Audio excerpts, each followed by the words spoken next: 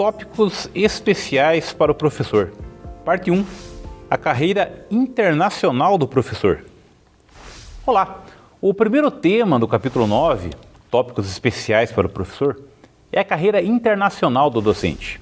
E olha, não tenha dúvida, professores são a chave para a internacionalização.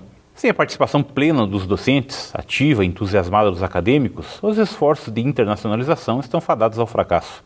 As universidades continuam a posicionar seus professores com vistas à internacionalização. Como centro funcional da universidade, o docente desempenha claramente um papel especial em ajudar a impulsionar as economias do conhecimento. Isso é particularmente verdadeiro nos países em desenvolvimento, que aspiram a uma integração mais próxima com o sistema global.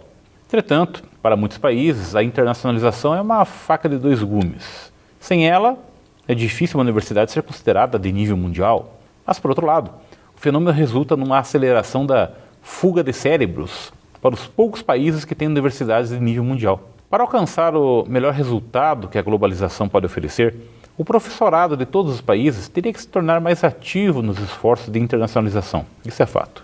No momento, a disposição de profissionais acadêmicos de toda parte para aprofundar seus envolvimentos internacionais parece um tanto quanto estagnada. Parece óbvio que os funcionários acadêmicos, aqueles que lecionam, são fundamentais para a estratégia de internacionalização de qualquer instituição acadêmica. Afinal, são os professores que dão aulas nas franquias universitárias, criam o currículo dos cursos das franquias, participam de colaborações de pesquisa com colegas do exterior, recebem estudantes internacionais em salas de aula, publicam artigos nas revistas internacionais e assim por diante. De fato, sem a participação plena, ativa e entusiasmada dos acadêmicos, os esforços de internacionalização ficam fadados ao fracasso. E olha, sem a participação do corpo docente, os esforços de internacionalização costumam ser bastante controvertidos.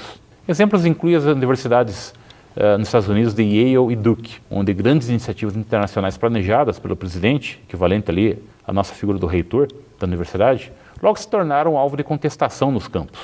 Muitos dos membros do corpo docente da Universidade de Nova York questionaram alguns dos planos globais dessa instituição. Muitos exemplos adicionais de membros do corpo docente que se recusaram a aceitar incumbências internacionais da universidade, mostrando-se pouco simpáticos com estudantes internacionais nas suas aulas e, em geral, recusando-se a comprar aquela missão internacional expressada por muitas universidades. Assim, o desafio é garantir que o professorado esteja alinhado com a pretensão internacional da instituição de ensino. Agora, veja só, dados das duas maiores pesquisas internacionais recentes aí no nível do corpo docente revelam um conjunto surpreendente de indicadores com respeito à internacionalização. E o que mostram os dados? Bem, os dois estudos internacionais das atitudes e valores dos docentes, um deles realizado em 1992 pela Fundação Carnegie para o Avanço do Ensino e outro conhecido como Levantamento da Profissão Acadêmica em Transformação, de 2007, investigaram dezenas de sistemas acadêmicos. Tais estudos incluíam algumas questões a respeito dos compromissos internacionais e interesses do corpo docente. Já você sabe que lá nos Estados Unidos a vida acadêmica é, claro, muito mais insular do que em outras partes do mundo. A maioria dos acadêmicos americanos obteve todos seus diplomas em universidades do próprio país, incluindo a graduação mais elevada. Menos de um terço deles colaboram com parceiros estrangeiros nas suas pesquisas, ainda que boa parte seja composta por acadêmicos nascidos no exterior que trabalham em universidades americanas. E esse é o grupo com maior probabilidade de fazer parte daqueles que participam de colaborações internacionais.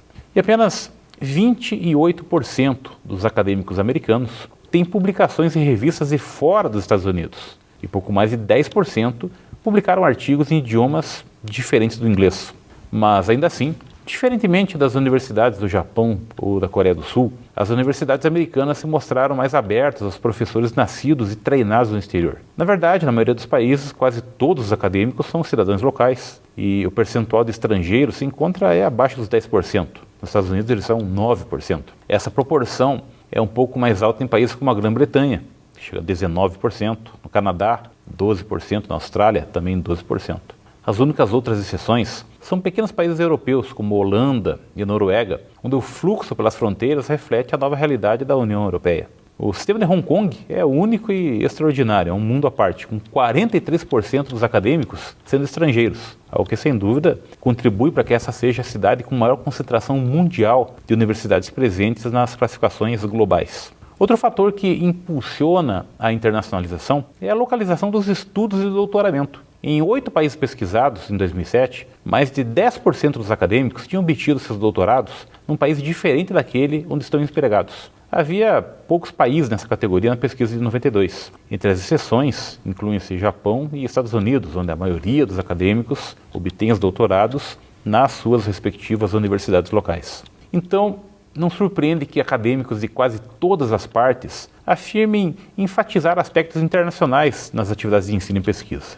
Um grande número deles inclui conteúdo internacional em seus cursos, mas é bem menor o número naqueles que se envolveram no estudo ou trabalho no exterior. Em muitos países, menos de 10% dos professores universitários lecionaram já algum momento no exterior. Somente em lugares como Hong Kong e Austrália, a gente encontra uma proporção significativa de acadêmicos que lecionaram em outras partes do mundo. Assim, as atitudes acadêmicas em relação à internacionalização não são um obstáculo para os esforços de um país no sentido de internacionalizar as suas universidades, sendo mais importante o envolvimento real do corpo docente. Os acadêmicos de países desenvolvidos costumam resistir aos esforços empreendidos por suas universidades para estabelecer um campus no exterior, e o corpo docente das universidades de pesquisa de alguns países em desenvolvimento muitas vezes enfrenta obstáculos para se conectar ao resto do mundo por causa do controle estatal. Surpreende, pois, que a proporção de acadêmicos envolvidos em colaborações internacionais de pesquisa tenha caído em muitos países desde o levantamento realizado lá em 1992. As razões disso são dignas de preocupação. Os acadêmicos novatos participam de menos colaborações internacionais do que seus colegas de mais experiência e, em toda parte, é pequena a probabilidade de os acadêmicos novatos terem lecionado no exterior. O fato é que, em termos de publicações citadas, os acadêmicos mais produtivos são aqueles envolvidos em colaborações internacionais. Isso é fato, incluindo a coprodução de artigos, de papers e a publicação num país estrangeiro. Mais uma vez, os Estados Unidos são exceção, com uma lacuna menor na produtividade de pesquisa entre aqueles que participam de colaborações internacionais e aqueles que não o fazem.